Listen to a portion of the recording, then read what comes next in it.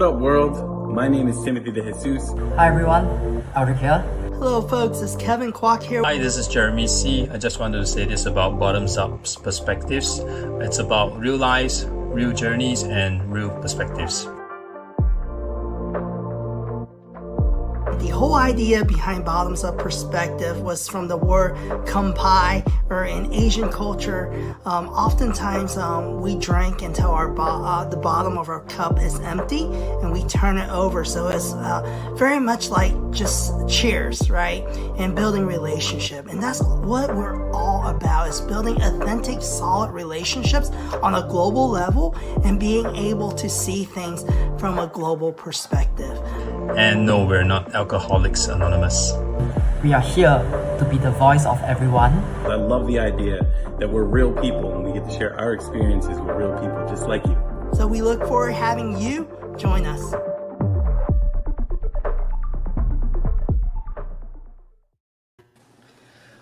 What's going on? LinkedIn, Facebook, YouTube, Twitter. So it's episode 37, Bottoms Up Perspective. And we're going to talk about going virtual. And Jeremy's going to be hopping on a little later today. He has work. So anyway, but handling his business. Yep, we have special guest Sid. So before we start, Sid, why don't you tell our guests a little about yourself? I know you throw some big virtual parties, so let's hear it. Sure. So thank you, by the way, and thank you for the opportunity to be on the show. Hopefully you'll hear in the background I have a young child, so please excuse anything tied to that, But ultimately, I'm a co-founder of Reps Events, which is, a virtual event management company. And ultimately, we put on quite a bit of events. I'd say close to 100 events, And this year has been such a unique opportunity because many of these companies think that, a virtual event is just like a networking event. But there's so much more that can be done out of it, right? I mean, we've created movie theater type events for our clients. We've done escape rooms. We've done comedians. We've done so many different types of things. And so virtual events is very near and dear to me. And hopefully we can have a good time about it today. That's awesome. So let's start with our first question, right? What does going virtual mean to you in 2020? So just the word when you hear going virtual. Should I start? Usually, go ahead. Start. You can start. Yeah, you Either can start. You got a lot of experience in this. You go for it. So just to clarify, what is going virtual for LinkedIn, you're saying? Just to confirm that question? No, anything. In general. Okay. When you hear the term going, hey, we're going virtual, what does that come in your mind? So yep. I hear, first of all, I hear that all the time because the first thing any of our clients ask us is, all right, well, we've done these galas, we've done these employee engagement things. We're trying to now go virtual. How do we do that? And it's literally always the first question. And when I hear the term going virtual, that means pretty much being able to capture whatever it is that you're trying to do in person, but trying to do it authentically and also in the style of whatever it is that they're looking to do in that brand and in that type of culture and environment, and do it virtually by video right now. And there are certain etiquettes tied to virtual that we've noticed across the way, but ultimately, things happen. There are goof ups in person. So the same goof ups happen in virtual side too. So that's my kind of forte of virtual, or a little piece of virtual. Awesome. Tim? So for me, going virtual, I think my personal experience with it is to try to bring the user experience online. And that's not just like obviously a Zoom call or something like that, but actually bringing the experience online. Like, for example, if you're trying to sell clothing, you want to give your user the feeling that they're still shopping, not quite in store, because obviously you can't try it on and do things like that, but you want them to kind of feel special, feel the air of your website and feel like, oh, this is someplace I want to do business. And I think when we talk about going virtual, I think that's the big key, is moving the user experience that you can produce in a store and attempting to find a way to replicate it online. And I think that's, to me, that's what going virtual means. It's not just, hey, we got Zoom now, so we went virtual. Everybody's got Zoom now. So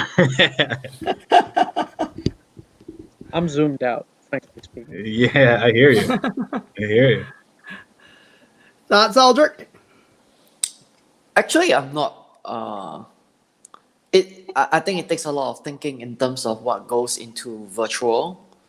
One element I thought of was what Timothy just mentioned, which is we take the best part of an experience, and then we water down the not so good part of it, and then we magnify the good part of it, and we create an environment that does that. So virtual to me, like it's an experience, but it should be a good experience. So if we look at the experience of an event, I just have a talk yesterday with event organizer, event management, and they're talking about their consideration is that how can we bring events from 100% physical to a hybrid of physical and digital, because now in the northern hemisphere it's all about lockdown, right? So the idea about virtual is that first is decentralized, which means you used to bring people to a place. Now you take the place and you bring it to the people at where they are, wherever they are. They could be at home, so long as they have a device and there's 4G or 5G, you can reach them. And then the next thing is, how do you avoid the not so good parts of that experience, right? So if it's really crowded, if you do something virtual, you can literally remove the people from the environment and continue shopping. That's Timothy's explanation. I can still shop. It's not a real shop, but it feels like a shop. And it feels great that there's no one in the shop. And for once, I don't need to fight with someone for a physical thing that I want to try in a shop, because I know that everything is there, right? And if I want to, I'll just get it delivered to my place. I think I don't think that I really understand what virtual really is, but there are certain snapshots in that's already happening. It's just my view. Yeah, I think for me is when we say going virtual, the first thing for me is I had an office for forever, or even when I was in a corporate job, I went to a location and go to work every morning. So going virtual to me is just, hey, a remote office, virtually I am communicating with my teams. I'm working from home. But, also I think about virtual reality, putting on those goggles and having that experience, right? But I think to me, going virtual is really an online experience, taking what's physical and how do we convert it to an online model. And that's for me, right? And I think this year has really forced us to pivot, even for some of us that aren't ready yet. And I mean, it's just like you said, Sid, you're zoomed out, And I think a lot of people at first, it was, hey, it's so great, doing Zoom calls with people. But after a while, it's old. It gets old, it's still not the same, right? And I think that's where what Tim said is all about the experience. How can we make it unique? How can we make it fun? How can we make it, interactive, right? And even with the Bottoms Up show, that's something we always talk about. Like, can we add DJing? Can we add dancing? Can we create games or scenarios, to make it more interactive with the viewers? Absolutely. Well, first of all, I do want to say it is possible, and we actually tested the model out with a Halloween party. We did a whole DJ setup virtual, and it is completely possible. But it has to be just bringing the topic of the DJ up. That's all I'm just pointing out, right? It has to be a theme-based concept. So the DJ has to have a purpose of being there. The crowd, the audience has to have a purpose of being in that room with the DJ and what the experience is going to be like. And also, it has to be tied to the purpose of why the whole setup is going on. Was this going to be some type of a holiday party that was going to happen in person and that got moved to virtual? And now you're going to have all your family get together and do a little dancing? All of these small things do matter. So just dropping it in there. We've tested the model out. It does work. So, did. Sid, while we're talking about you brought up the DJ and the Halloween event. Tell us a little about the Halloween event that you guys brought up during. It was on LinkedIn. It was it Friday night? It was actually, so it's interesting. It was actually on Remo, which is the platform we use, and everything is custom built. So the floor plans, the DJ hall, everything is custom built. It was God, I can't remember. I think it was on a Friday night. If I'm not, no, I'm sorry, it was Saturday night. It was actually on Halloween night. And we had multiple different rooms set up. So if you wanted to do networking, it was in one room. If you wanted to go to the DJ, it was in another room. We had panel discussions going on. And then we also had comedians and magician. We tried the whole gamut. And, again, it's all tied to what the purpose behind the whole concept is and also what the audience is looking for. Nick, I'm just seeing the message pop up. Nick was actually at the event. And, it was a unique experience, and we tried one of our floor plans that we designed was a 3-dimensional floor plan. And so now to be on a virtual event with a 3D type of a feel, it's next level stuff. And it was like a marathon type deal, correct? It was like 5 hours long. Yeah. Okay. But that was just one of the, we do client related events. We also run a brand called LinkedIn Virtual. And so we're if you ever see LinkedIn Virtual anywhere, the events, that's all us through Reps Events. And we've been running them since April or May. It's pretty cool to say we've run over 100 virtual events. That's awesome. That is something interesting, So awesome.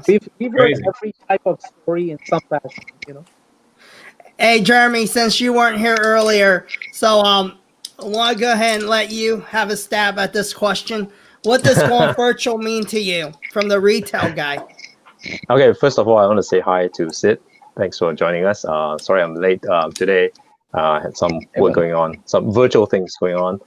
So what does virtual mean to you in 2020? For my work and for the company I work for, right?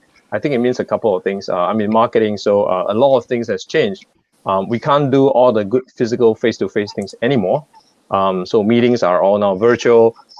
Trade shows is going virtual.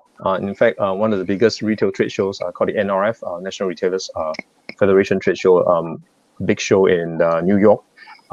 In January, it's going virtual, which means to say what my company is doing is we're investing in a virtual trade booth. So to replicate the experience as though you were at the exhibition itself. But only thing now, you don't have to fly to New York to experience all the demos and everything.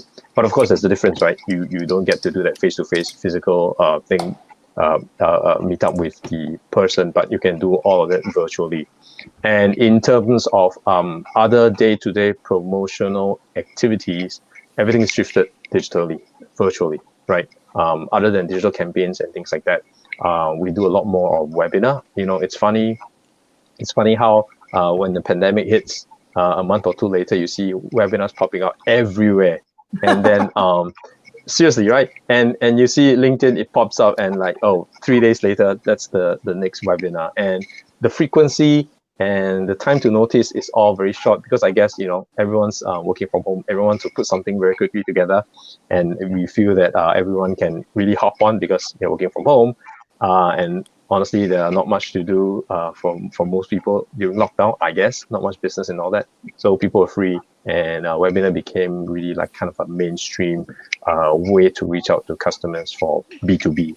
So similarly, I had to, I hate to use that word, but, pivot and go that direction, the entire company as well. So we did a lot of webinars, really not knowing who will turn up, who will show up, and do that kind of a value add to customers, for free, and really try to reach out to customers during this time.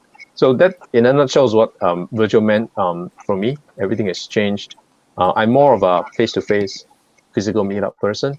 So I can't say I'm uncomfortable, but I look forward again to be able to do that someday. Trade shows and traveling there. Though I don't like to travel for work that much, but something's missing. That's all I can say when it's virtual. So I guess this is a good lead into our next question, right? How did you pivot this year virtually? I think I just answered that. What's that question again? How do we pivot to? This year virtually, like your personal experience. How have you pivoted?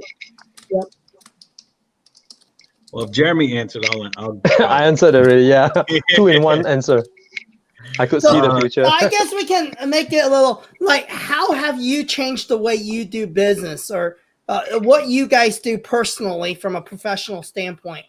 How have you changed your day to day because of the pandemic, and by utilizing virtual tools? And what have you done to? Yeah.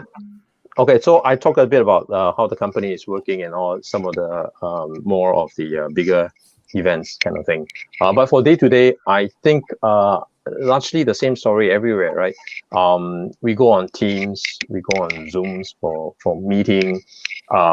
Because I report into the US, the clock doesn't really shift, right? Day and night is all mixed up. New normal, right? You work a little bit, you can take a bit of rest if you're tired, but you work around the clock, and just like yesterday, I was supposed to be on leave, but I just took some calls because everything is blurring, and I think to me the main difference between working from home and virtually versus working in the office physical space really is, I think if you work virtual, it's more deliberate in the sense that people need to book your calendar to have that virtual time with you on meetings and things like that. So in that sense, you lose a little bit of that spontaneous kind of collaboration opportunities when you're in the office. Because when you're in the office, you think of something and you just run to somebody's office and say, hey, can we just sit down for 5 minutes, discuss this, get it over, and you move on. But now, you think of something, you gotta, okay, let's check this person's calendar and book him for like tomorrow. Because you don't give notice, and usually people's calendars are really booked up. I've heard of stories of colleagues who have to, colleagues and friends who have to literally book their lunchtime, so that they have that 1 hour proper lunch. Otherwise, it's affecting their entire mental health and all that well-being. So those are some of the extreme cases I heard. So that's the difference in day to day. You spend a lot more time having these virtual meetings, and sometimes they drag on for whatever reason. And there's more of those right now. But the advantage I really see is that for me, especially, I get to see my colleagues overseas more often now, because it used to be in the past, you only see them once or twice a year when you have that big annual conference, right? But now, everyone just got used to popping out on the screen, sharing the camera, and then you see them often, So that's kind of the plus side, yeah. So it's not entirely all bad. So that's kind of what has changed for me in terms of day-to-day working. That's good. Yeah. I think as far as pivoting virtually, since the pandemic, I have looked at a lot of things very differently. And the way I look at things now is, I believe you have to start a business from an online perspective before you start a physical retail location.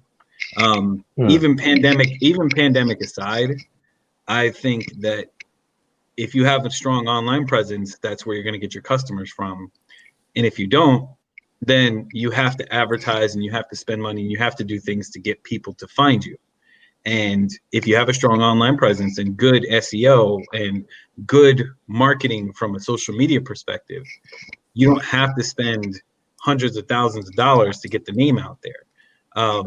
And it's been proven in so many situations. So I think now, having seen the pandemic, having seen all the tools that are now available to us that allow us to interact with people, and even beyond the tools, the fact that now, I would say probably a good 70% of people now are somewhat familiar with doing business and interacting with people through a screen, as opposed to having to do physical, having to fly out to somebody to do a sales presentation. You don't have to do that anymore because they already kind of have a basis, like, hey, this is how it's going to go. And even after the pandemic, I think a lot of people and a lot of businesses are going to utilize those tools to their advantage, as opposed to doing what we used to do, which was, you go out to somebody and you fly out to them and do a pitch.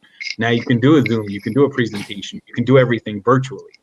So, for me personally, I think when you're starting and you're talking about business, I think you have to start looking at it from a virtual perspective first, then shift into a physical retail type of environment. Example is a clothing brand, right? You can sell clothes online, you can sell print on demand clothing. But if you get that successful first and then you want to open up a retail store, well, the business is already profitable.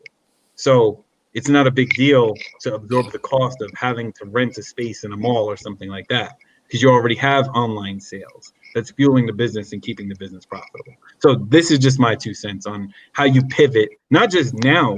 I think this is the way of the future, personally. That's good.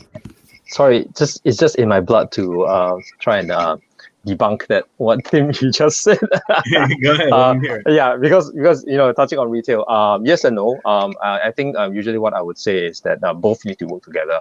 Of course. Sometimes you start with a physical store, sometimes you start with a digital store. But the point being that you need both at some point.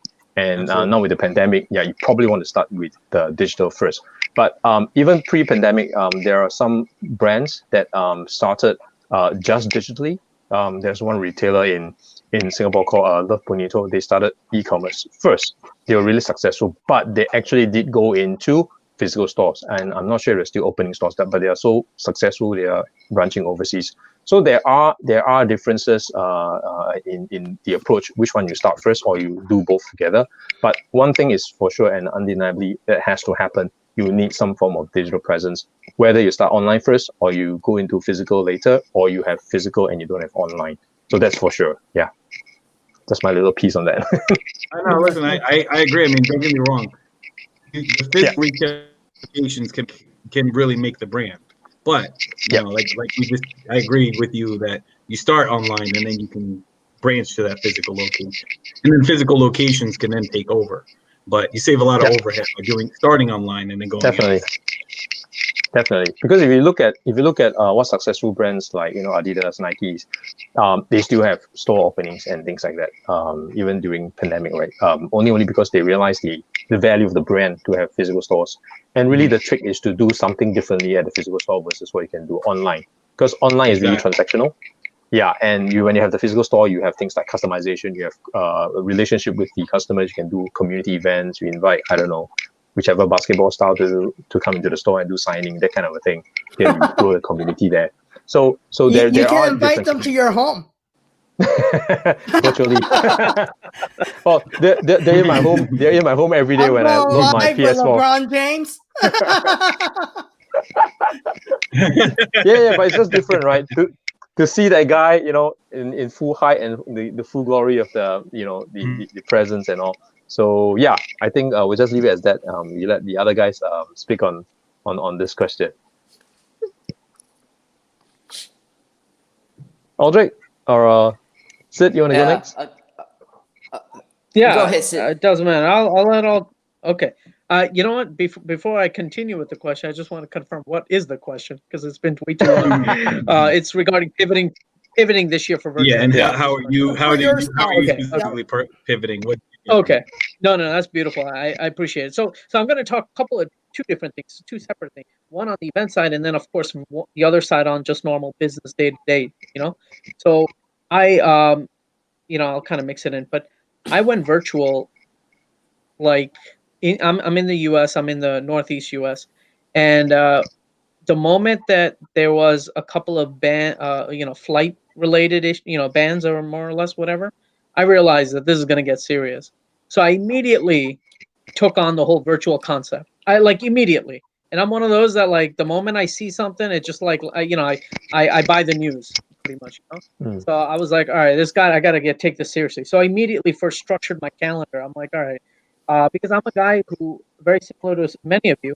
I'm an in-person, let's meet face-to-face type of guy. I was doing about, realistically speaking, at the let's say December into January, I clocked in 1 week in January with 62 meetings in person. So I Oh, know that I can definitely ramp up on meetings, in person. So I had to figure out how to go virtual. So immediately I organized my calendar, and I needed to either figure out should I go through Zoom, WebEx, or like Meets, or one of these type of platforms. I mean, in all seriousness, that was like one of the biggest early on challenges.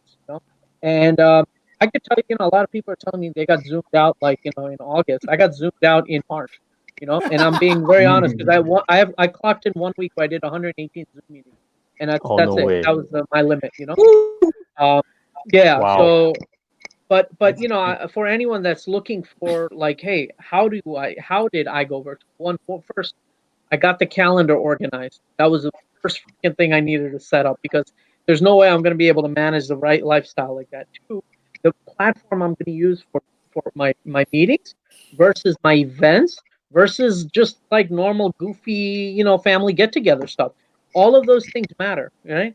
Because a 40-minute free Zoom account, right, is different than a WebEx account where I need it for my business related matters. So things like that matter. So I organized myself. That was the first immediate thing I did. And then, regarding the event stuff, I picked, so I was doing in-person events, networking related events, with business professionals getting together. And I went virtual at the end of February. Wow. And that was, I'd say I was on the earlier side because right after that, I mean, I have consistently groups of people that were asking me, how did you do it? We'd like to copy your playbook, you know? Um, and I picked 9 different platforms to look at. And out of that, Remo was the one that I really preferred. Of course, Zoom is like, my backup, things like that. But ultimately, I picked Remo because that's the one that just worked with the audience that I worked within. And then, from that point, the whole virtual event stuff came about. But that's how to pivot. The first thing is just get yourself organized because virtually versus in person, that shift has to be a mindset shift as well as a technological shift. Another big thing is that I invested in a new laptop. I'm using the webcam of the laptop right now because my actual physical webcam I use is at my office. So, but these are things that matter. Like I invested in these headphones right here. I had the nice Air Apple ones, with the wires.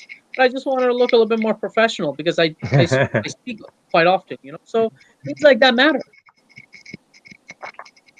So that's just my little 2 cents on pivoting. That's awesome. Travis got a question for you, has said.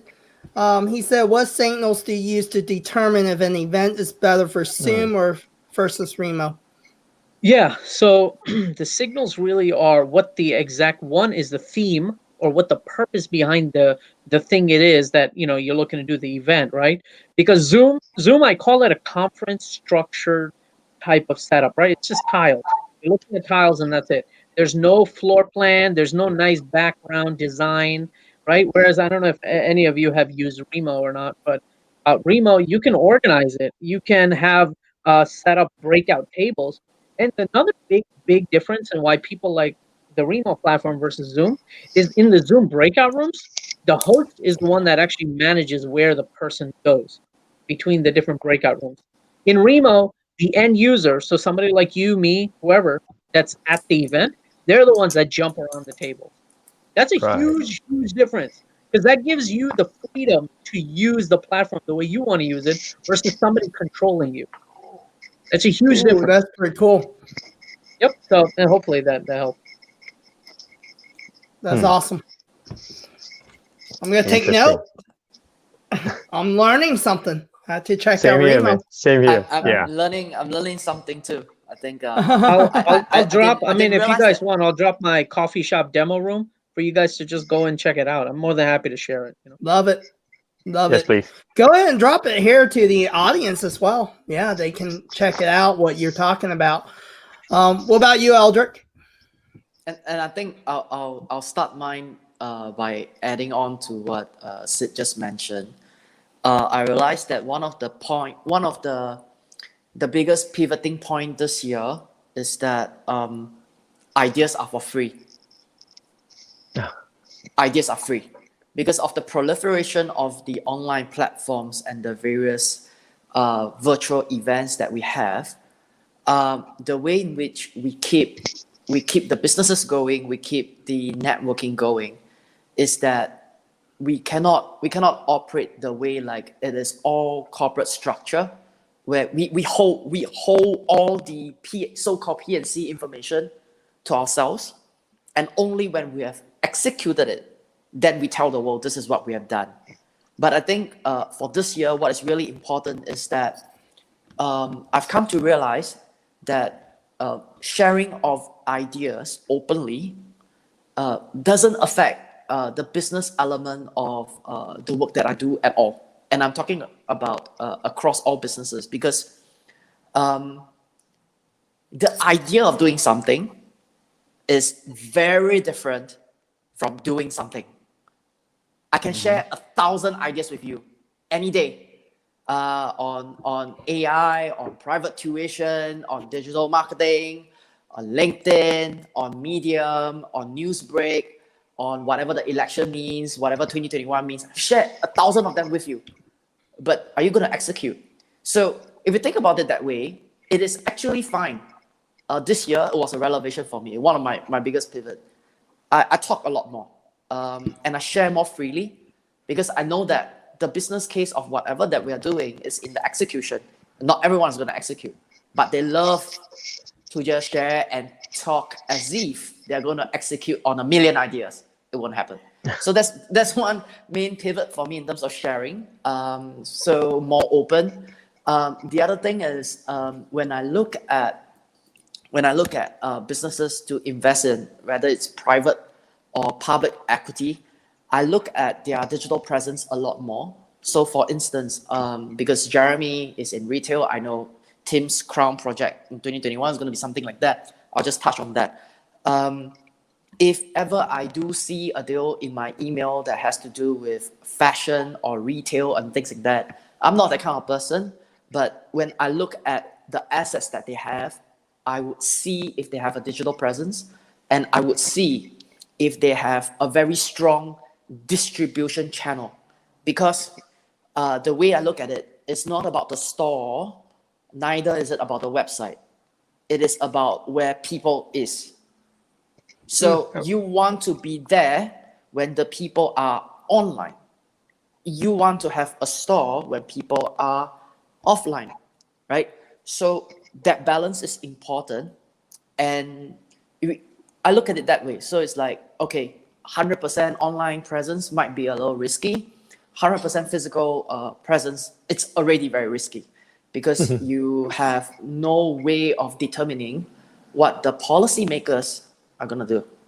That's, to me, the biggest risk by far this year, and I think it's going to stay. Then working wise, the pivot is with my calendars. It used to be that I can safeguard my calendars and the time. Now, because everything goes online a lot more, I have to do a 1-, meaning I have to very quickly insert in all the slots that I do not want to have meetings on, so no one can hijack it. Otherwise, everyone is just gonna come like, oh, okay, from this slot, and it very quickly turns from 6 a.m. in the morning all the way up to midnight, and that's it. It's gone. So I feel your pain. Yeah. So it's like, okay, I better insert my own appointment with myself, like this 1 hour. No meetings, nothing. 1-, because when you start doing calendar integration, let's say you have a Calendly, and if you have multiple emails because you have multiple businesses and they all come together, that integrated picture is terrible. So you need to have some time for yourself. And then I think the last point before I go, I realized that our smart devices are a lot more important than I thought compared to earlier part of this year or last year. I think I was out there meeting someone and I went to the toilet. So like guys' toilet, there's the urinals, right? I put my phone on top of the urinal. I was relieving myself, and to my horror, my phone starts sliding slowly downwards, and I felt like my entire life is just going. It blew my mind. I felt like my entire life is going to just disappear because all my contacts, all my messages, all my emails, and everything's in that stupid device. And if it drops into whether my biological waste is, I don't know how to salvage it. But anyway, that's just one thing. I think this year is really like amazing. Aldrich, I thought you were gonna say you accidentally pushed the button and you went. No, like going live on accident. Yeah. I think so. Well, I'll tell you what, you better get an iPhone with iCloud, and then you don't have to worry about that. No. Even with the iCloud, you're worried about. Oh my gosh, that thing is down. No, I get it. You don't want to replace the phone. So I want to say something real quick about what Aldrich said. So on that, like, since we're talking about retail and the clothing tip and going virtual and all that, right?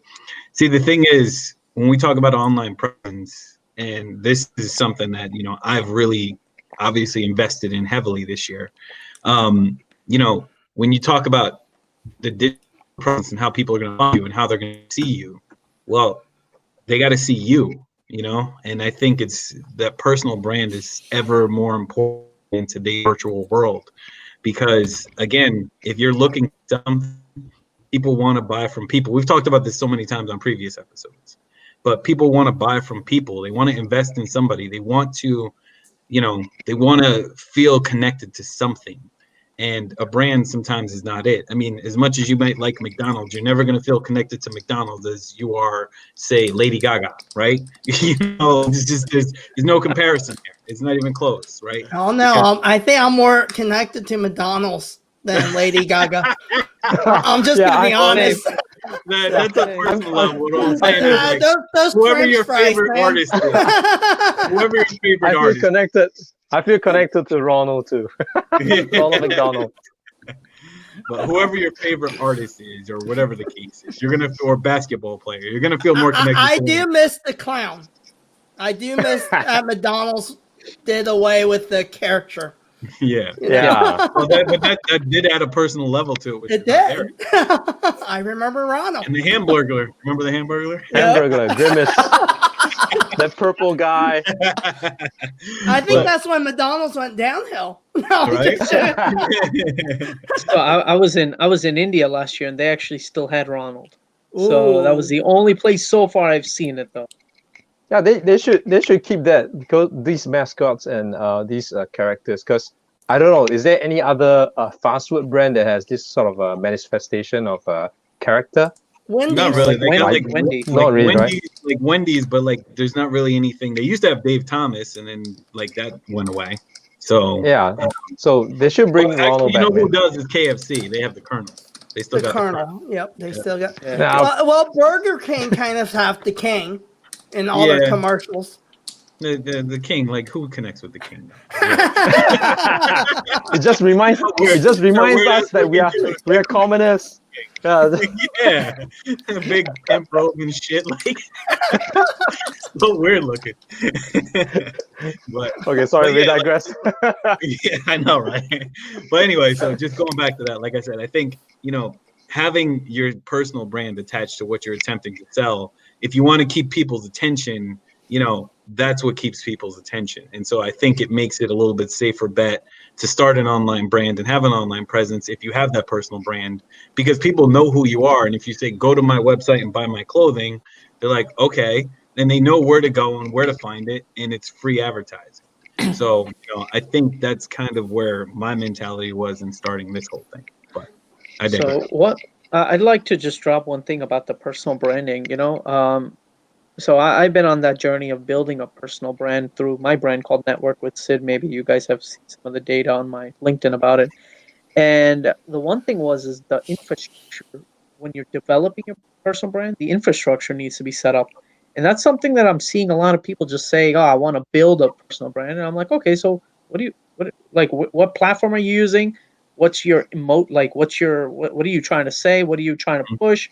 Right? It has to be a structure. So I love what you said, Tim, because that's true in this virtual world. Particularly if we're trying to build a personal brand, you have to have a context around it. You can't just be like, I want to build something. Like, what are you looking to build? Like, you know what I mean? Exactly. Like, it's stupid, right? Otherwise, and frankly, a lot of people give up really quickly because they think they want to build something, but they have no idea what they want to build, and then they try for a month, and they're like, God, this is hard. But the problem is, you didn't develop an infrastructure. You didn't develop the foundation.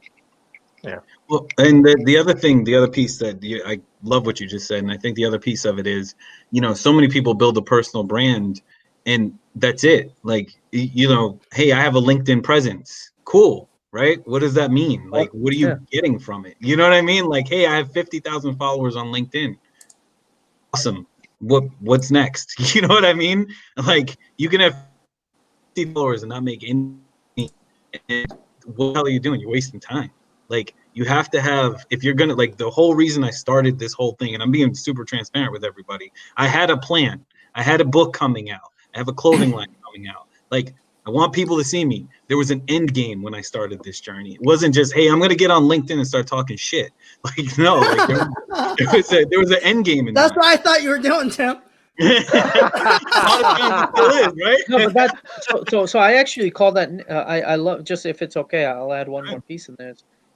So I talk a lot, and I actually had a speech with a not-for-profit the other day talking about network with the strategy and network with purpose. Mm-hmm. A lot of people, they want to just network for the sake of networking. And frankly, after 3 meetings and you learn everything about the person, then you're like, why are we still doing this? Right? So develop a purpose behind it.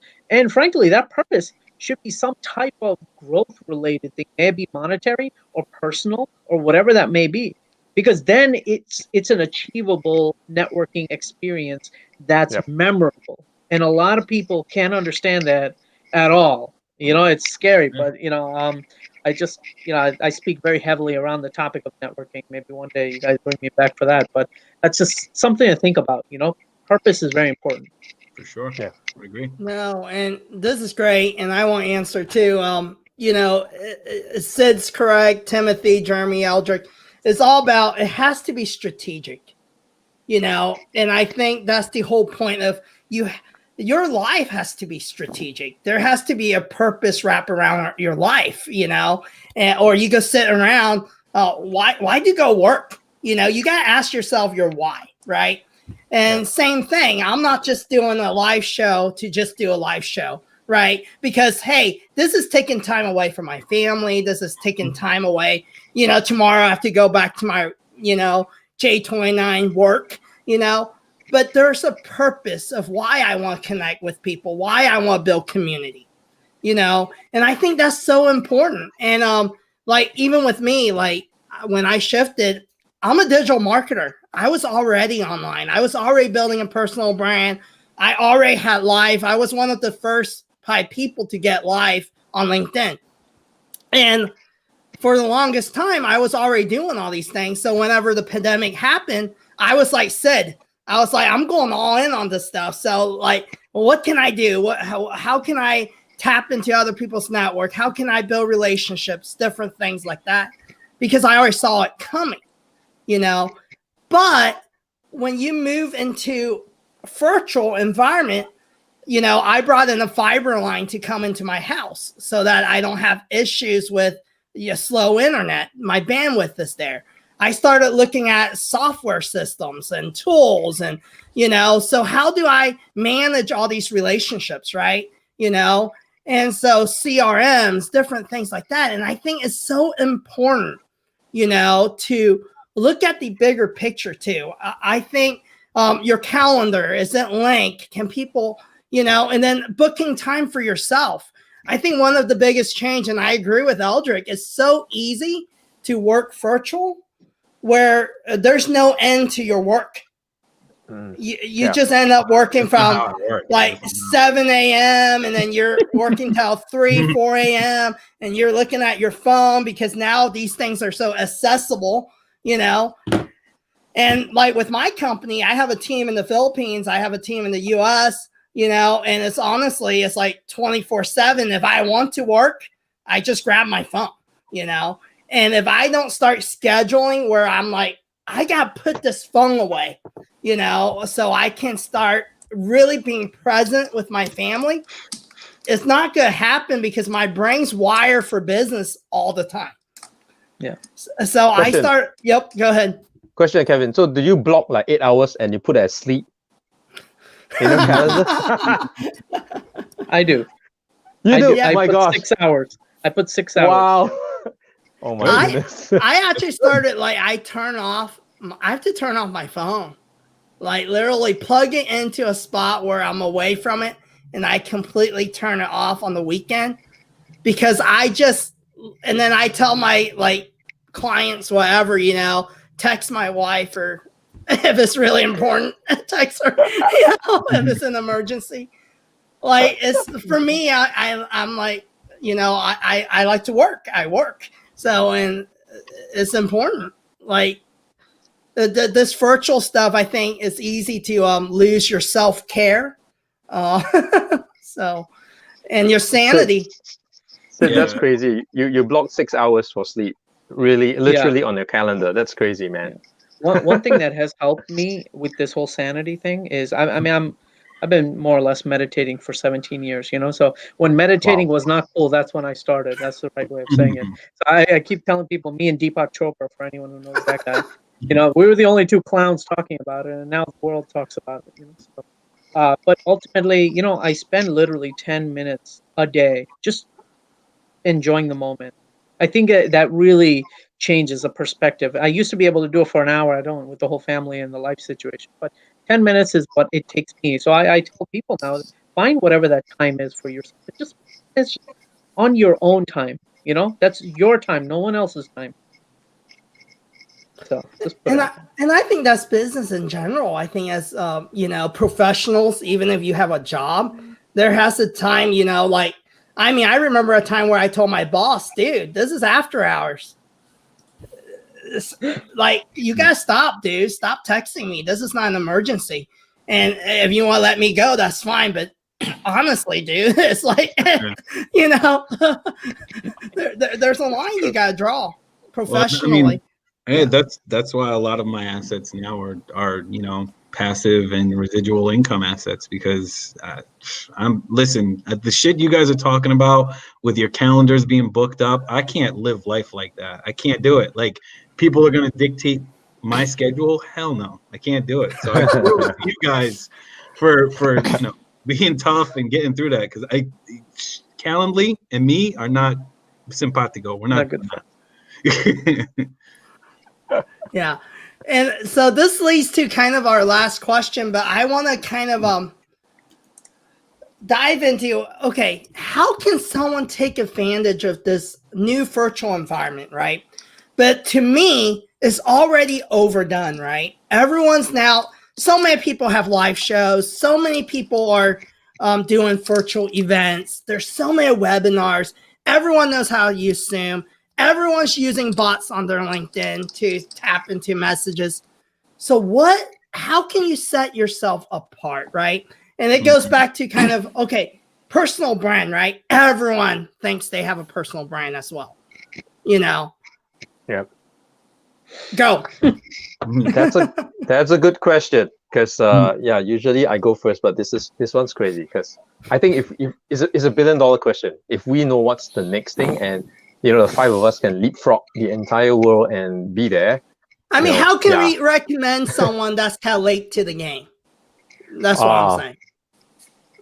Late to the game. Yep. I think, that's hard because I do see, it's sad that I sometimes just look through LinkedIn profiles and then I see people who have been displaced because they're in the aviation industry, no fault of theirs. They are pilots, no plane is flying, they got displaced. And then they just started out on their LinkedIn profile, they just started out because there's not much on in terms of followers. Not that I judge people based on followers, but you look at the history. And I really feel a tinge of sadness for them. Because like you said, right, Kevin, it's just overdone now. I'm just slightly a little bit glad that I got into this like 2 years ago. Not knowing this pandemic is going to hit. But for all those who are sort of starting out late, The only thing you can do is to really work hard through it. There's no shortcut, as we all know. Like Sid mentioned, have some structure, or rather build in a strategic plan. Know your why, because once you know your why, you can build around that, right? For me, I know my why. I know why I'm doing this. I'm not going to build a clothing line. I'm not going to write books, but I want to build this knowledge around retail and to represent physical retail in the APAC part of the world, because I think it's pretty interesting and exciting, and there are not many people doing that. So I'm just going to do really like the basics things, right? Like popping into stores, new shops, new shopping malls, to do a video and just share, because I think everyone could benefit from that. And why am I doing that? So that I guess hopefully in time to come, I could be seen as that so-called expert in this part of the world for physical retail and build that brand around that. So that's my plan, right? What's my end game? I don't know. Hopefully I get invited to be like a keynote speaker or something for APAC retail physical stores kind of thing. And as I go along through that direction, I realized I learned a lot more in this current this virtual environment, LinkedIn, picking up information, learning from the experts, So it's all good. But if you're late in the game, I think you really need to define what you want to do. Like you guys mentioned, the end game, but the why and the end game, it has to mix, it has to merge. And you need to know that an entire roadmap to that end game. So that's how I started. And if anyone's late into the game, I think I suggest you need to know why, and choose your platform. Because if you are selling clothes, you're not going to be on LinkedIn. I guess you got to be on Facebook or Twitter or Instagram, perhaps, right? So yeah, so those are the things you need to be accurate on, because you can't waste time anymore. You are late in the game, right? Choose the right platform, know your why, know your end game, know how to monetize this, why you're doing what you're doing, and be really clear on that, because there's no more time to waste if you're late. I don't know what else to advise to give, because unless you know what's the next step is, right, to leapfrog everyone. Maybe there's a platform that we don't know of that's gonna be the next big thing that everyone's gonna move to, B2B and B2C. Yeah, let me know what that platform is, and if you're on there earlier, maybe you can get a leg up, right? Like how some of these guys are late to the YouTube game, but they made their name on TikTok, right? So what's the next thing? Yeah, so that's all I can say for now. Yeah, I have a pretty good perspective on this, because I feel like I came late to the game, because I No, you did. No, but I did, because this was literally the first year I started social media. Before 2020, right. I had no social media, nothing. I didn't have a Facebook. I didn't have Instagram. I didn't have anything. So I feel like I kind of came late to the game. I started before the pandemic, but I didn't get that much of a leg up. I had to figure it out. So my take on this, as far as how you can get a leg up and how you can really make a difference and try to make a dent quickly, is, first of all, you have to have something to differentiate you, right? You can't be on LinkedIn saying the same business advice that everybody else is saying, right? Because I don't even post that kind of stuff anymore, because I think it's the same thing. What are you getting from me that you're not getting from everyone else? So I don't even post that kind of stuff anymore, because I just think it's kind of pointless, right? If you're scrolling your feed and you see me talking about personal brand, you're probably like, okay, yeah, whatever. You know what I mean? And you just kind of move on, because how many times are we going to talk about personal brand on LinkedIn over the course of 6 months? And that's real. I mean, I'm just being straight with everybody, because I don't see it anymore. You know what I mean? So you have to have something that differentiates you. You have to have something that stands out. Whatever it is, that's if you have something, then that's what you have to utilize, and that's what you have to kind of build your personal brand around. Because otherwise, again, you can't be on LinkedIn talking about. So Tim, is the yellow your new secret weapon? No, listen, the DJing is my secret weapon. There's a lot of stuff I do that's different than people. I think you guys know that. But yellow is, hey, I can rock yellow. Not everybody can rock yellow like I can rock yellow. So it's a differentiating factor, right? Yep, it works. Yeah. But no, in all seriousness, like I said, you have to figure out what makes you different. If you're gonna begin to build a personal brand right now, you have to figure out what makes you different than everybody else, and you have to accentuate that, because otherwise, again, you're just talking the same stuff that everybody else is. That's specific to LinkedIn. On a lot of other platforms, look, on Instagram, you could be an Instagram model. right? You could just be a good looking person, be an Instagram model. Boom, there's your personal brand, right? This is what it is.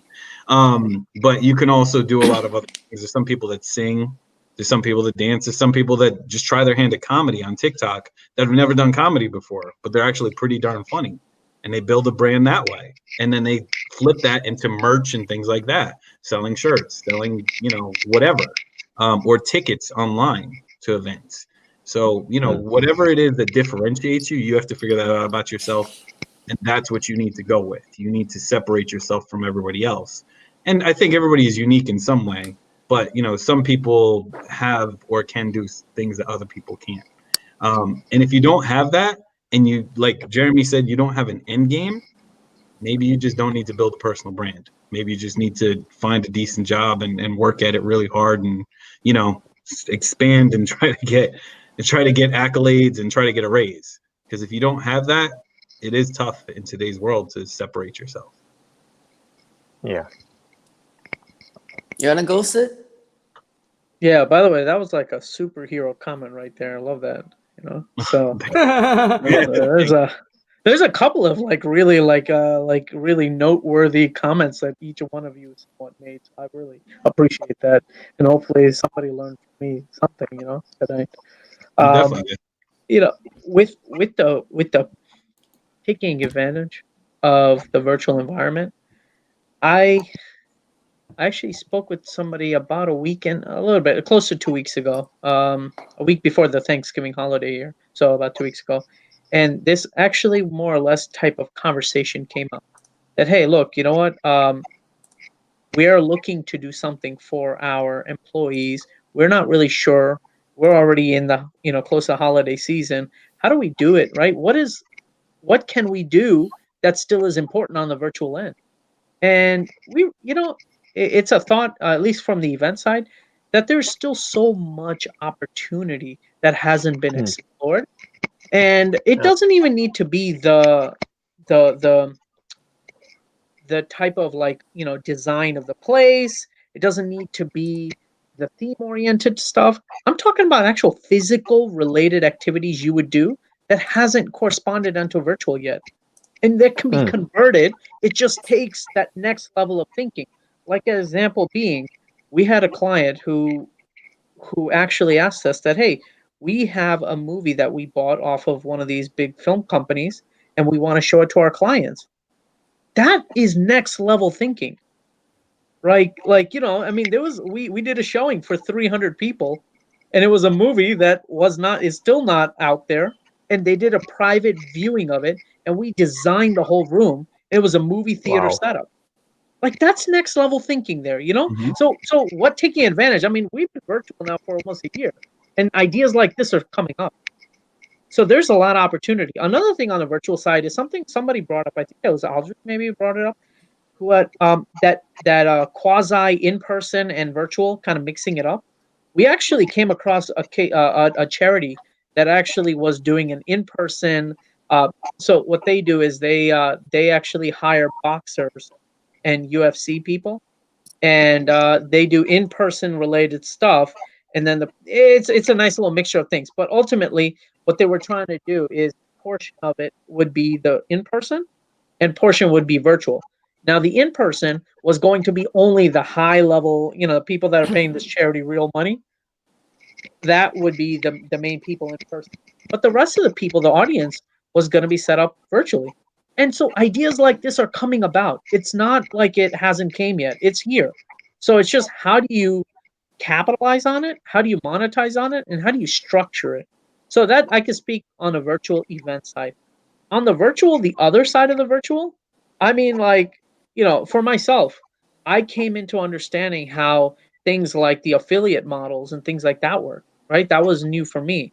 Another thing is that talking virtual, like this year, I wrote a book. Well, I, immediately became a bestseller because I designed how to launch it virtually. And within a couple of, within a day, it sold over 400 copies. But I designed it properly, And so people still have the opportunities. They're just not really thinking that next level of thought. They're thinking, oh, what is on the New York Times or Wall Street Journal or Fast Company or one of these magazines, what they're talking about oh, well, I'm doing that already. Well, there's nothing more than that. Well, you got to start thinking next level. You got to think space. Mhm. So yeah, that it just I put it out there that there's always an opportunity. It's just what are you willing to go and push yourself to the limit for? You know? I love that, Sid. So That was great. I so love that. Sid, Yeah. have you cracked virtual team building yet? Because I think there's a huge market for that. Team building, yeah, employee engagement. You're talking about like Yeah, employee yeah. team building. Yeah, we've Correct. we have a law firm that does this on a monthly basis with us, and they do all sorts of different types of things. And that's just one example. I mean, we have multiple different types of examples. I actually spoke for a very prominent U.S. based charity, not for profit, and that was actually one of the conversation starters. How do you take that Yeah. mindset of, like, so every, like in a company there's multiple departments. Well, how do you departmentalize things?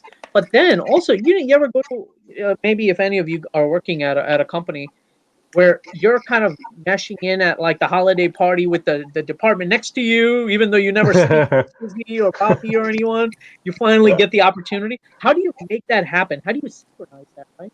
And there is a way to do it virtually. It's just, it takes that next level of thinking and a little bit of funds to make things happen. Right. Cool.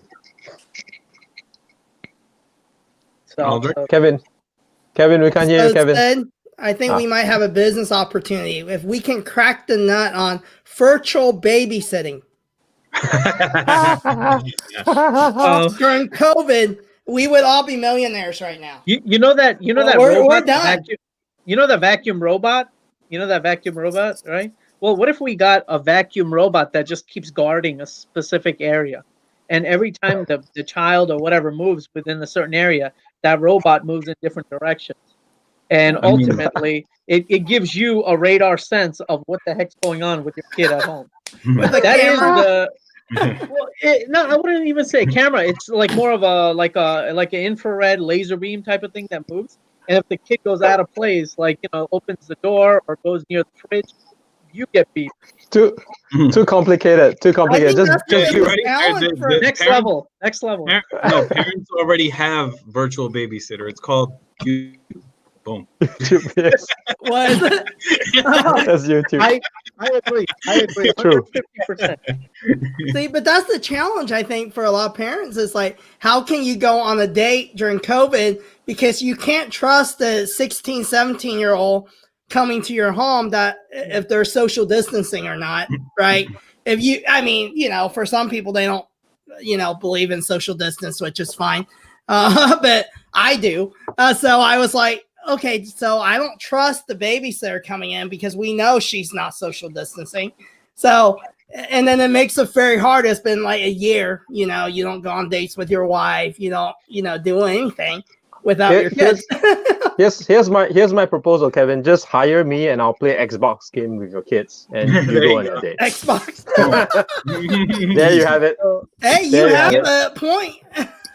Kevin, if I can hunt somebody down that's already figured it out, I will promise I will reach out to the rest of you group members here. There you go. No, it's a great idea. We can virtually that's a good keep good a problem kid to solve. entertained in front of a Now, screen and feel safe. You feel, my kid's not gonna get killed. My mentor always said that if you can solve a problem for 1 billion people, by default, you become a billionaire. Yep. And there's a lot of this is people. $1 billion problem. This is $1 billion problem. I've been trying Kevin, to figure it out. Kevin, the answer may lie with Ronald McDonald. Ronald McDonald. That's funny. Ronald McDonald might want to invest in it if you figure it out. What about you, Aldrich, though? How you taking Aldrich. advantage? No, I think whatever that we're discussing now is exactly the point that I just mentioned in this more virtual world, that ideas are now free and people are just keep talking about it like, that's the next big thing. AI can do this, and then robotics can do that, and that's one thing. And this is a very big question, so I'll take it down in pieces. The first one is my direct response to what Jeremy just mentioned, which is the start with why. I feel very strongly against it if you are just saying this to sound smart and not doing anything. If you always Right. need to have a why to try something new, you're not going to do it. You got to do it. You got to try. So if, for instance, if your why is about building a consistent brand, then you're not going to try to do different things where each of the different social media platforms is supposed to do. So so tie that to what Tim likes to talk about in terms of personal branding. There is value in consistency of messages, and there's also value in terms of showcasing the multiple face that we have in our life. Simplification is good. Oversimplification is naivete. And I think most of us, we oversimplify a lot of things, including ourselves. We are impatient.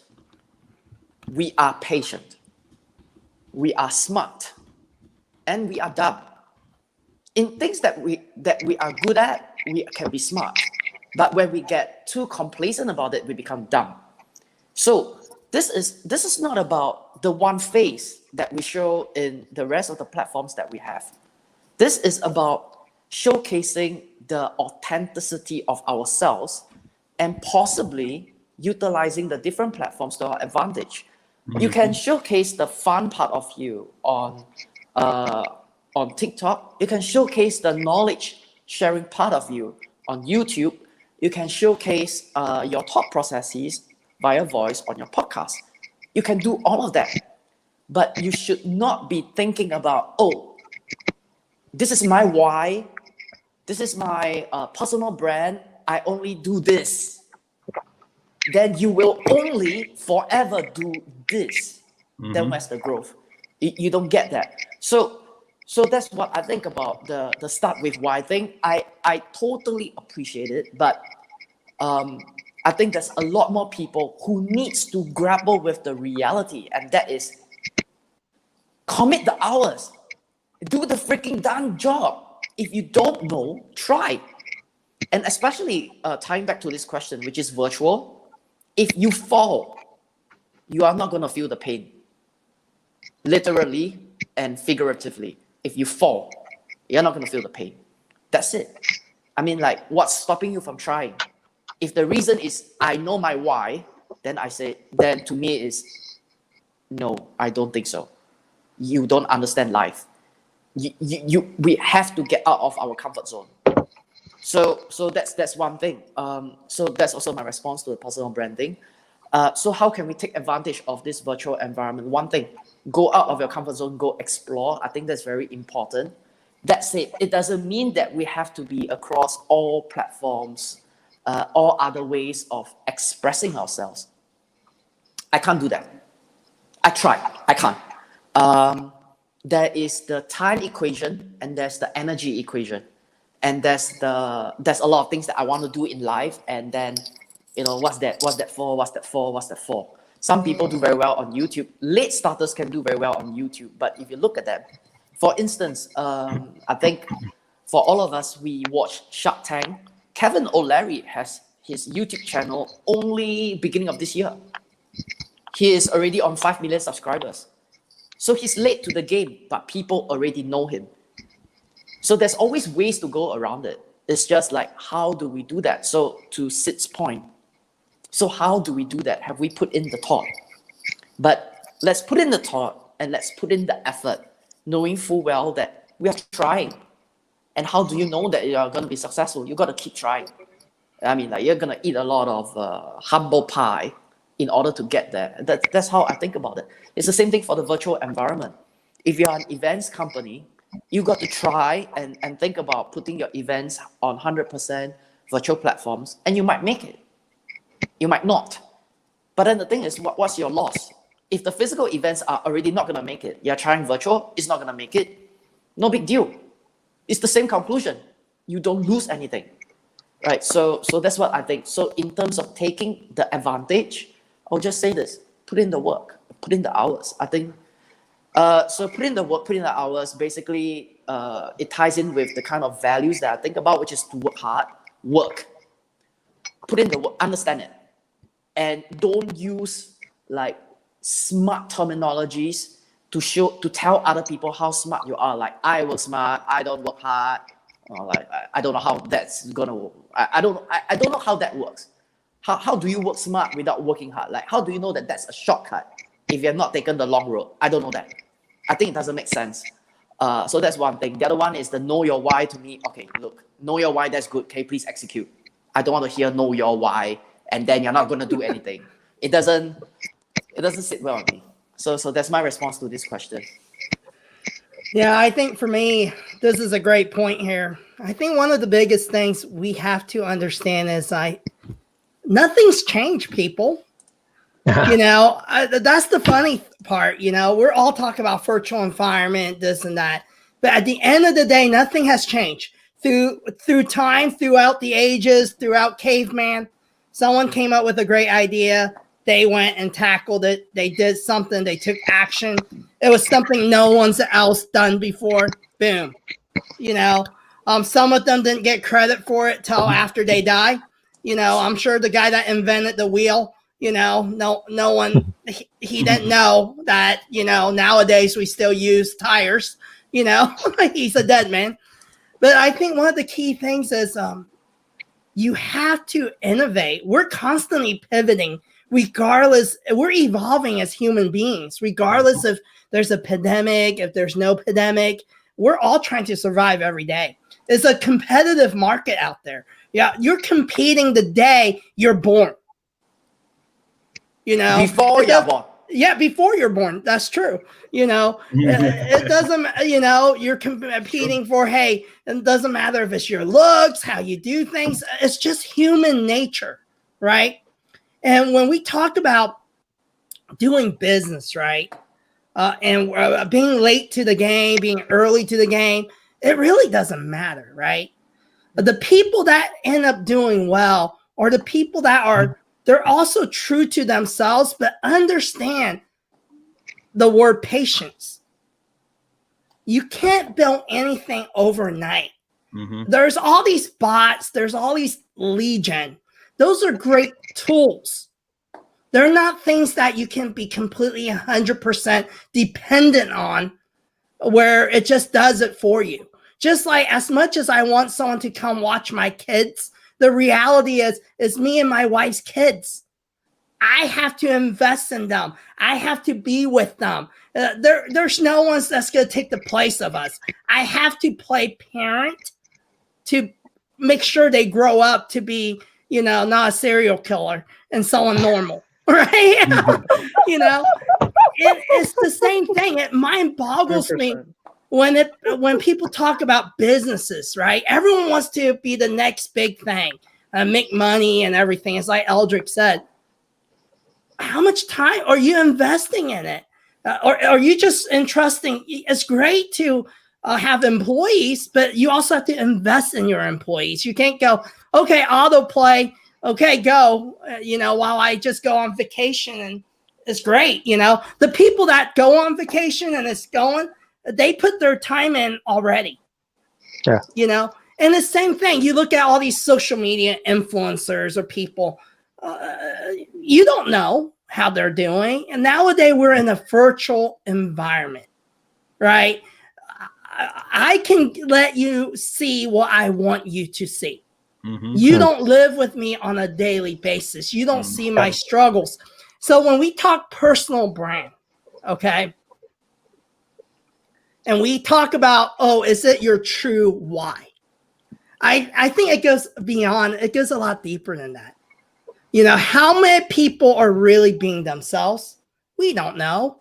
Very few. And it's the same as Nike or anything else, right? At the end of the day, behind the company brand and logo, there's someone up there that have an initiative. And we, as people buying the shoes, don't really know what that is. Same thing with your presidential candidates, everything in this world. There's something. So when you say, hey, it's like Eldrick said, we have all these, follow your why, do your why. Are people 100% their why? The truth is no. Even myself, there's a part of me only my wife and kids see that you guys will never know. And maybe I don't want you to know. Mm-hmm. And guess what? It's okay. And I think there's in the business world, there's a level of transparency, and then there's a level of what is your goal? And you need to wrap around your why with your goal in business, right? And what you're doing online. I think that's important. And it's like Sid said, you can't just go around blindly. People always talk about like a transparent message, and it gets old after a while. I don't want to hear your dirty laundry on LinkedIn, every single day. I don't care if you got abused as a child. I mean, I care. I'm sorry, but I don't really know you besides you're my LinkedIn connection. And after like 50 posts about that, I move on. That's just the reality. And same thing. Go ahead, Sid. Yeah. I want to drop something about LinkedIn particularly. And I've been pretty active, I'd say, respectfully, on LinkedIn for about 3 years. And that transition of that 3 years went from like no usage, then it went like this, and then it just like, it was like straight up. And now like I'm having a personal struggle trying to find good content to even wanting to reply to on LinkedIn, wanting to reply to, not necessarily having to reply to, wanting to reply to. And I realized that I think I'm going back to posting about like stuff that like not about the personal branding and personal like relation. What do you call it? The personal stuff that I think worked for a while. I'm going back to like, so I'm a finance background, so I actually do a lot on the financing side and things like that. People want to hear that stuff, and no one talks about it. So I started putting my agenda together for what I want to start discussing for January, right? Because I try to pre-plan things. And I have things like interest rates. Like people want to hear those types of things. It sounds crazy, but people want to hear it. So I'm going back to the things that matter to people and how it's going to affect their lives. Not necessarily like you mentioned about bullying and stuff like that. I respect everything, but truth be told, it's sorry to hear about it, but what can we do here now, And that's just something I've been recognizing. And that's something, being a digital marketing agency, I actually sat with my team and we talked about the exact same thing. For 2021, I was like, they don't care about me. I'm some Asian dude who owns a digital agency. There's 15,000 other Asian dudes that own digital agencies. And, who do I think, they don't care about SEO tips. So I was like, what do we talk about, right?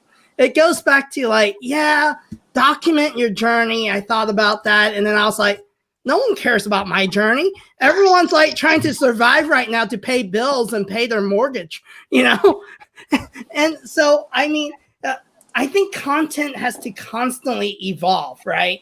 It has to constantly change. And I think the first people to it are the ones that are winning. So even if you're late to the game, if you have a brilliant way of telling your story or showcasing content in a new vibe, you can still do well, because just like Sid said, you're tired of the same LinkedIn content because everyone starts duplicating, right? Okay, this person has a picture of themselves with quote. So I'm going to do the same thing. And now everyone has their quotes and picture, Yeah. Well, I think also here's something else I'll just add on to this. I agree with you guys. I think video is the biggest difference. You got to do video now because text posts, what we've all talked about the same text post over and over and over again. And I think you're right, Kev. I mean, I think people feel more connected to your personal journey if they're going to see you. Like we're all talking right now. If people see you and they see the passion behind what you're saying, or they like can feel like, okay, this is gonna help me because he's been through it and he seems to be successful, then they can feel that. But I think text in many ways is we're all seeing it. I think maybe I'm so glad Sid said something about it, because I think we're all seeing the same thing. I really don't scroll on my LinkedIn feed. I don't, just straight up. I don't. It's I'm the same way, progressively man. gotten worse Yeah, too. I don't. I'm like, I try a couple times. I'm like, this is okay. I'm done. You know. So you know, you don't want to be the person supportive, but what am I reading? You know what I mean? So I'm very glad Sid brought that up. I think it's something maybe that's on everybody's minds that nobody's talking about. But I do think video, you know, I made a post about how much I love TikTok, but the thing is, you see people and you connect with them because you see who they are. And, you know, sometimes they share vulnerable posts and sometimes they share funny posts, but you see them. And if you like them and you think they're cool, you connect with them because you're seeing them. And there's just a different level to it. So I think video is really, if we're talking about the future in content, you know, I thought honestly, the future of my content on LinkedIn was for me to just hit the take a video button and just talk and just be like, you know what? Here's what I'm talking about today. Like, here's my video journal, and just hit the button and go, because that nobody's got that. It's me. They don't have that. They can't duplicate that because it's me. You know what And I'm I saying? think that's the biggest differentiator is us, right? Is us, our person, who we are, right? Certain, and for me, like nowadays, I go on LinkedIn because I want to connect with my community, the people I'm already connected with. I've made friends over the years, you know, through my jobs, through my career, clients, you guys, the Bottoms Up Tribe, and that's who I actually talk to. Like all these new people that are trying to connect, like I get so much inbox stuff selling me stuff, or hey, they suggested you on my, like I don't even care. Like I think I'm at like 15,000. I don't even know my number of whatever followers, because that's not what I gauge. I'm not going, oh, I'm very successful on LinkedIn because I have a huge follower Means count. nothing. I It means stopped nothing. counting. It So means like nothing. I decline people all day because it's like, I don't know you, you know, it's different if they go, oh, you know, I'm friends with Eldrick or I know Sid, you know, then I'll connect with you, you know, but if I don't know you, I don't really care to have a big number anymore. It's like, It means nothing. That's what I learned. I got the 20K and I just was like, what does it mean? You know what I mean? It means nothing. Like it's an empty. Go ahead. Guys, save that for the next episode. Yeah, right. We'll talk about that in January. But yeah. you know, but no, I mean, you know, the short version is, yeah, I mean, 20K is wonderful, but like this is what matters. Like these are the people who support me and I support back. It's not the 20K, because the 20K, I'll put up a post and it'll get 20 likes, and I'm like, where's this 20,000 people? What are we talking about? It's a pay to play model now on all the platforms. That's it. Yeah, so it's like, what is the point of having 20,000 followers? So I stopped trying to build that, and you know, like, but on TikTok, as I grow, I also see my engagement grow, and I see everything growing, and so that's why I made such a seismic shift, because I'm like, all right, as I continue to grow, my live numbers grow. Like I'll have 25, 30 people in a live. I have 1,900 followers. I have 20,000 followers on here. Maybe I'll get 5 people on a live. The math just doesn't equate. So you got to spend your time. It makes sense where you're going to get engagement. Because if not, you know, like we just talked about it, you're wasting a whole bunch of time posting and, you know, putting all this effort into LinkedIn for what? So that's what I think. So may I add one thing, and I completely forgot to add in the earlier part of the virtual piece when a pivoting conversation came. I actually, so I use like a CRM tool, but I also use like a mailing, like MailChimp. I don't know whatever the wording is. I actually created an entire separate mailing distribution model for virtual only.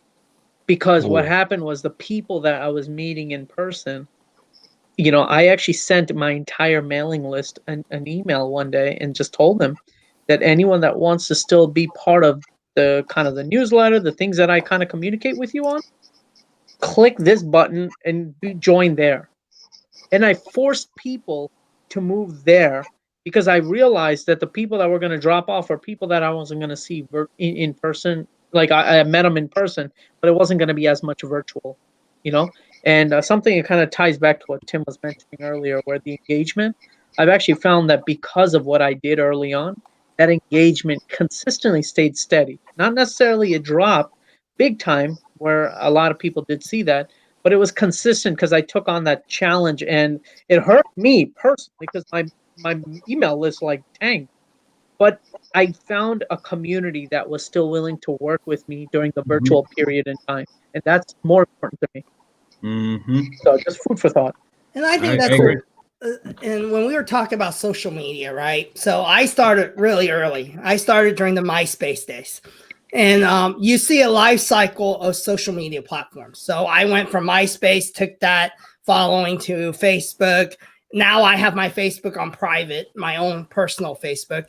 And it's only to my friends and family and people who I care about, right? And then from Facebook, I also played the Instagram. I'm everywhere, right?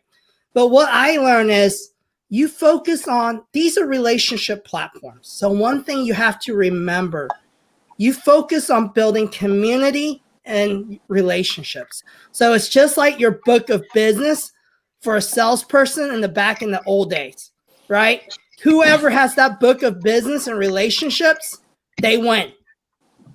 Not whoever has the number and the names, whoever has the relationships. Okay? So relationships aren't, let's talk to this person one time, or they hop on my live show one time, and that's it. Relationship is continual. You know, I'm going to ask Sid how he's doing 2 weeks from now. You know, we go continue to engage with each other's content. We're going to build relationship. I know, hey, Eldrick, I know Timothy now because we've been through so many episodes in Germany. That's how you build community. And that's the nature of the social media game. And businesses need to understand that. It's not a one and done. No one buys anything now with just an ad. There has to be some kind of nurturing environment. If it's a newsletter, email, virtual events, it has to be hit like multiple times. Like I hate it because I'm a digital marketing agency. Brands come to me and go, they think we're going to wave a magic wand and make them a lot of money. And I'm like, hey, if I knew how to do that, I won't be talking to you. It takes multiple touches, but then it goes back to what Eldrick said. No one wants to do the work. Fun fact, Kevin. So you know that I have a call earlier, and then I have a call like in 2 minutes time, which is why I got to leave. I'm actually talking about social selling to the salespeople in my organization, different regions. And the thing you talk about multiple touch points was one of the points I made. For B2B, it's about 16 touch points, 16, before anyone decides. Versus in the past, any salesperson, a decent salesperson will probably reach out like twice. So twice versus 16. So think about that, which is what you're saying exactly is true, especially even for B2B decision makers. They need to see you 16 times before they even remember you want to buy something from you. So consider that. Yeah. So with that, I'm gonna say goodbye and drop. I'll see you guys in the next one. Please continue without me. Well, join us for next episode, 38. We go talk about LinkedIn in 2021. And we got a mega episode on December 16th, where we go do something different. We go do it as a 4-hour show. We have different people part of the Bottoms Up tribe that's going to be hopping on. So we look forward to having anyone of our audience join us. And we go have a little fun. And I'm definitely going to check out what Sid just said as Remo. Right? Yeah, so, I put the demo link. I don't know if it was posted on there. Sometimes I think I'm posting on LinkedIn, but it disappears sometimes. I always get nervous. Yep, it's there. So I'm gonna check that out. But I'm always looking for. We're always looking for new ways to do things, and We're sponsored by StreamYard, so we want to thank them for giving us the platform so we can go live everywhere. And StreamYard's going to be on our mega show as well, so we're looking forward to it. So, hey, we want to just say thank you. And if you're not tapping into the virtual world, you should. And if you have questions, ask Sid. Yeah. He's the guy, man. I changed my hashtag to match you guys up. So yeah. Awesome. All right, guys. Okay. Sorry to cut you guys short today. Have a good one. Good. Everyone. That's perfect. Bye. Bye, everyone. Bye. Bye.